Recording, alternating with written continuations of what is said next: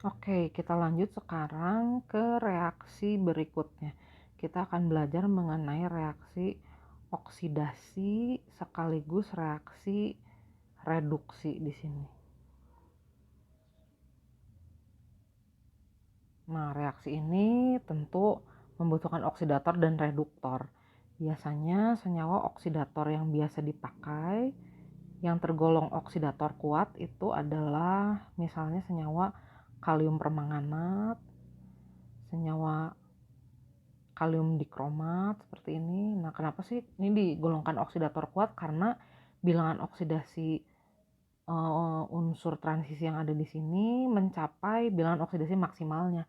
Kalau kita ingat Mn itu kan golongan 7B ya, jadi maksimal bilangan oksidasinya plus 7, sedangkan krom ini golongan 6B, jadi bilangan oksidasi maksimalnya plus 6. Nah, bilangan-bilangan oksidasi paling tinggi ini tentu tidak akan mungkin mengalami oksidasi. Jadi biasanya senyawa ini justru mengalami reduksi.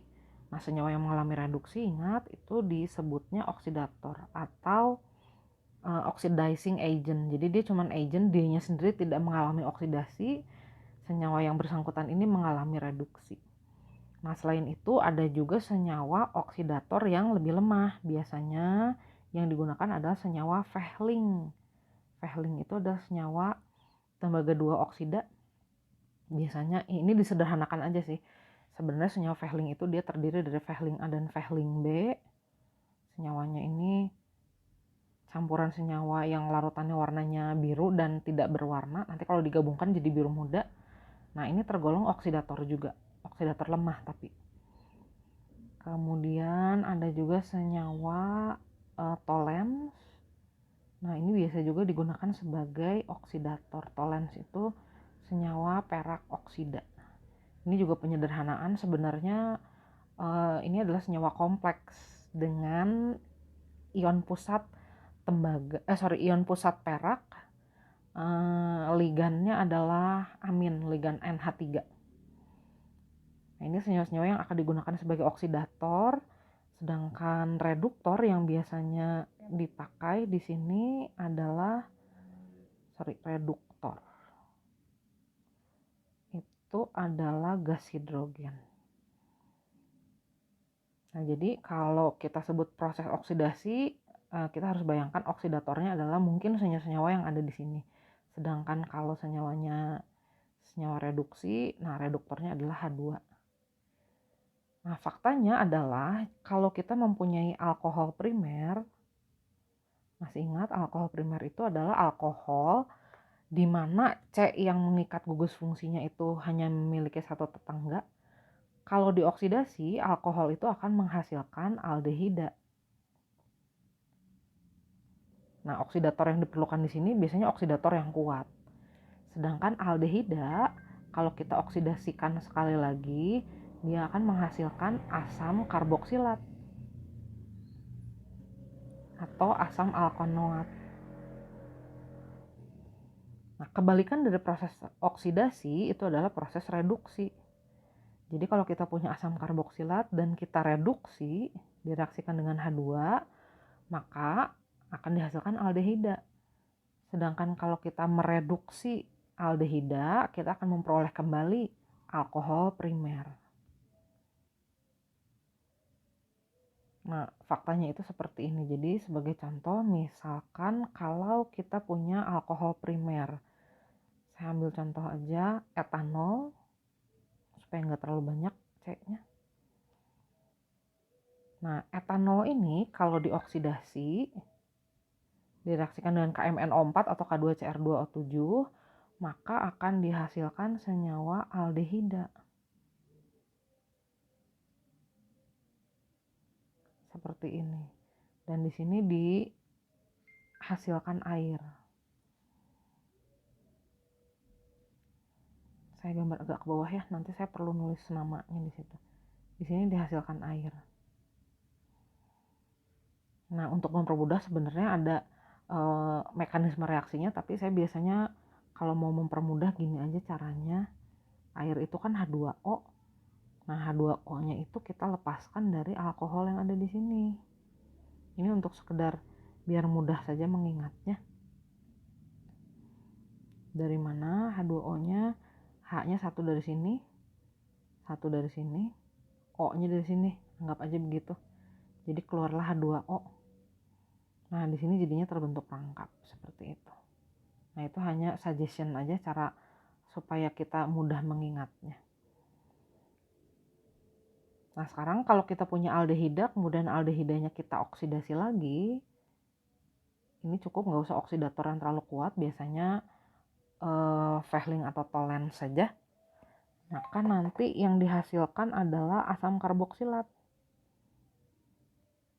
Nah, biasanya kalau dioksidasi lagi nanti hasilnya jadi seperti ini.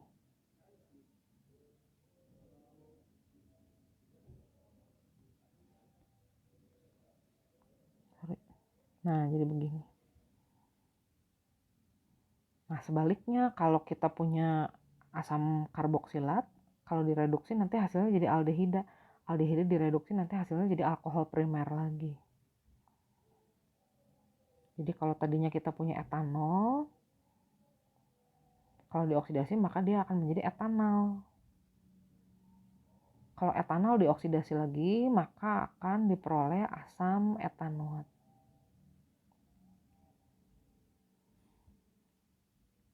Nah, reaksi identifikasi aldehida itu biasanya memanfaatkan proses oksidasi yang kedua ini. Proses oksidasi yang kedua ini biasanya melibatkan reaksi Fehling atau reaksi Tollens. Nah, saya kasih contoh spesifik di sini ya, karena reaksi identifikasi aldehida dengan Fehling dan Tollens ini cukup penting. Ini yang di atas, yang pertama reaksi oksidasi aldehida dengan reaksi Fehling. Sedangkan yang kedua ini reaksi identifikasi aldehida dengan reaksi Tollens. Nah, ini reaksinya adalah reaksi oksidasi. Jadi nanti kita akan memperoleh asam karboksilat seperti ini.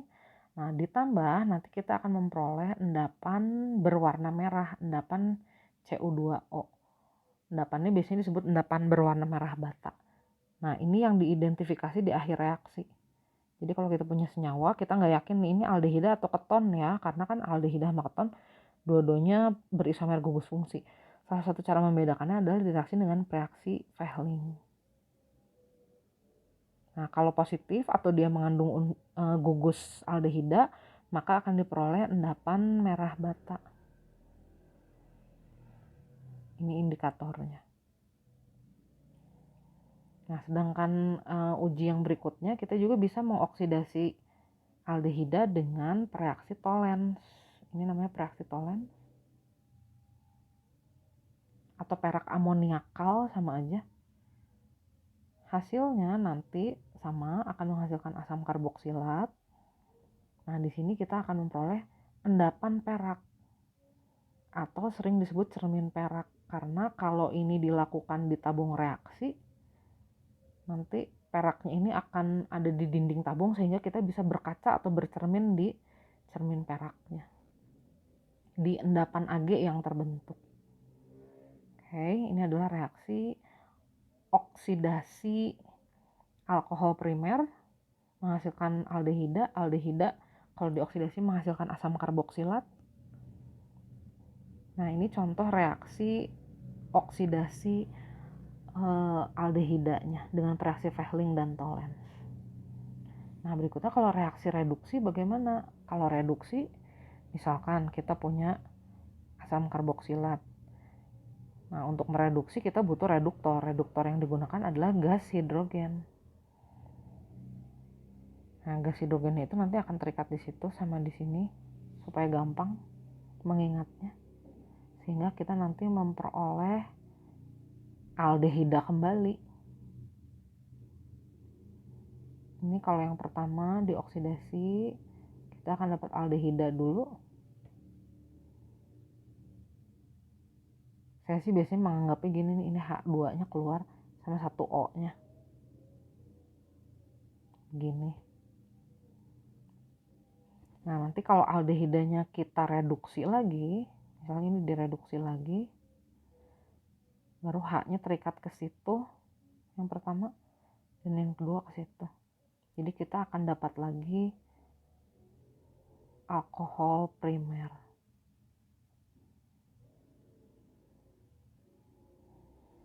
Jadi asam etanoat kalau direduksi akan menghasilkan etanol. Kalau etanol direduksi lagi maka akan dihasilkan etanol kembali. Oke, berikutnya kita akan lihat reaksi oksidasi tapi alkoholnya alkohol sekunder. Kalau alkohol sekunder dioksidasi dengan oksidator kuat, maka akan dihasilkan senyawa keton. Nah, keton biasanya tidak bisa dioksidasi lagi. Jadi cukup sampai situ aja. Nah, kalau keton direduksi, maka hasilnya akan kembali lagi menjadi alkohol sekunder. Contohnya, misalkan kita punya senyawa 2-propanol. Nah, ini adalah alkohol sekunder nih. Kalau dioksidasi, oksidasi pertamanya akan menghasilkan senyawa keton. Seperti ini. Ada air yang dihasilkan. Kalau saya biasanya mengingati gini, airnya dari mana? H-nya dari sini satu, dari sini satu, sama O dari situ. Sehingga kita mendapat H2O. Dan hasilnya adalah keton. Jadi kalau tadinya kita punya senyawa 2-propanol, maka kita akan memperoleh hasil oksidasinya yaitu propanon atau kelompok keton. Nah, sebaliknya kalau kita punya senyawa propanon dan direduksi, misalnya kita punya propanon, kemudian direaksikan dengan gas hidrogen, anggap aja H-nya nanti terikat ke situ dan ke situ, sehingga nanti kita akan memperoleh kembali alkohol sekunder. Jadi senyawa propanon kalau direduksi akan menghasilkan 2-propanol lagi. Oke, itu adalah reaksi oksidasi. Bagaimana dengan alkohol tersier? Nah, alkohol tersier ini tidak bisa dioksidasi.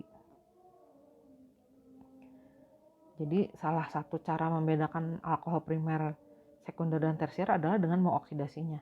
Alkohol tersier tidak bisa dioksidasi. Hanya alkohol primer dan sekunder yang bisa. Oke, berikutnya kita akan belajar mengenai reaksi substitusi alkohol. Saya lupa tadi nomor berapa ya ini. Oh kebetulan gak dikasih nomor. Di video yang lalu ini nomor 5, berarti ini nomor 6. Ya sudahlah, gak masalah. Saya lanjut dulu ke reaksi substitusi alkohol. Nah, substitusi alkohol di sini yang dimaksud adalah penggantian seluruh gugus OH-nya. Jadi kalau kita punya alkohol dan kita mau mengganti seluruh gugus OH-nya, kita bisa menggunakan HCl pekat. P kecil di situ artinya pekat. Nah, nanti seluruh gugus fungsi OH itu bisa digantikan dengan Cl. Jadi ditukar posisinya, disubstitusi. Jadi nanti kita akan memperoleh senyawa seperti ini. Ini disebutnya senyawa kloroalkana. Dan tentu saja ada sisanya asam klorida. Jadi alkohol kalau disubstitusi dengan HCl pekat nanti akan menghasilkan senyawa kloroalkana dan asam klorida. Sebagai contoh, misalnya kalau kita punya metanol, kemudian kita reaksikan dengan HCl pekat, maka hasilnya adalah senyawa ini kloropropana dan gas HCl. Metanol, nama lainnya adalah metil alkohol. Kalau disubstitusi dengan HCl pekat nanti akan menghasilkan senyawa klorometana atau nama lainnya adalah metil klorida, sama saja. Yang di bawah ini adalah nama trivial dan asam klorida. Bukan asam klorida, maaf, H2O ya. Kenapa asam klorida? Ini jadinya H2O karena gini, OH-nya kan nanti bergabung sama H ya, Cl-nya masuk ke sini gitu. Sorry ya, itu H2O. Nah, substitusi alkohol yang berikutnya bisa juga menggunakan senyawa fosfor triklorida. Nah, di sini terlihat substituennya atau penggantinya ada 3. Berarti OH yang mau diganti juga harus ada 3. Jadi nanti kita akan dapat 3 juga senyawa kloroalkananya. Nah, sisanya adalah nanti kita akan punya 3 atom H, 3 atom O, dan 1 atom P yang tersisa. Nah, di situ akan terbentuk asam fosfit. Contoh, kita gunakan lagi alkohol yang paling sederhana tadi, metanol. Kalau direaksikan dengan fosfor triklorida, koefisiennya ini 3:1:3:1. Jadi kita akan memperoleh senyawa klorometana juga. Nah, tapi bedanya di sini ada asam fosfit. Jadi kalau kita punya metanol disubstitusi dengan PCl3, maka hasilnya adalah klorometana dan asam fosfit. Substitusi berikutnya bisa juga menggunakan senyawa PCl5. Nah, cuman ini nanti nggak berarti jadinya ada 5 gitu senyawa yang ininya.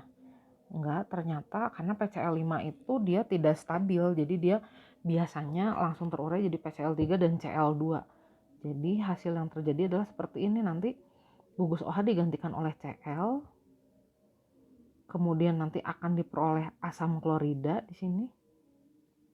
Jadi R dan H bersenyawa dengan Cl. Nah, sisanya kita masih punya 1 atom P, 3 atom Cl, dan 1 atom O. Maka kita akan memperoleh senyawa POCl3, fosforil triklorida disebutnya. Jadi contoh, kalau kita punya metanol, kemudian kita substitusi dengan PCl5, maka hasilnya adalah klorometana, asam klorida, dan POCl3 atau fosforil triklorida.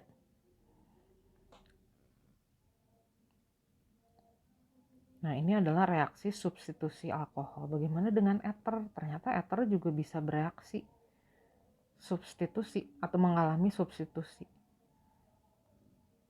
Salah satu substitusi eter itu adalah dengan biasanya gugusnya bisa disubstitusi oleh asam iodida. Nah, kita anggap aja ini eter.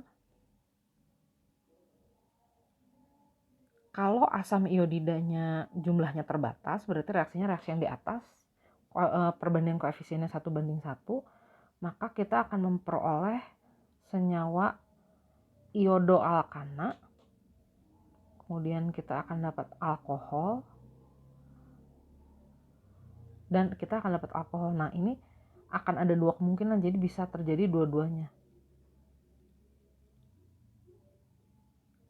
Jadi alkil panjang dan alkil pendeknya bisa bergantian memperoleh I dan OH. Sedangkan kalau HI-nya berlebih atau koefisiennya 1:2, maka kita akan mendapatkan 2 jenis iodoalkana dan air. Misal kalau kita punya eter ini, metoksietana misalnya. Kalau direaksikan dengan dengan HI terbatas, maka hasilnya akan ada 2 kemungkinan, bisa jadi iodometana dan etanol, atau bisa jadi kita dapatnya iodoetana, bukan iodometana kayak tadi di atas. dan metanol. Nah, sedangkan kalau pada keadaan HI-nya berlebih atau HI-nya jumlahnya 2 kali lebih banyak, maka kita akan memperoleh senyawa iodometana, iodoetana, dan air. Nah, ini adalah reaksi substitusi pada alkohol dan ether. Substitusi halogen ya khususnya di sini.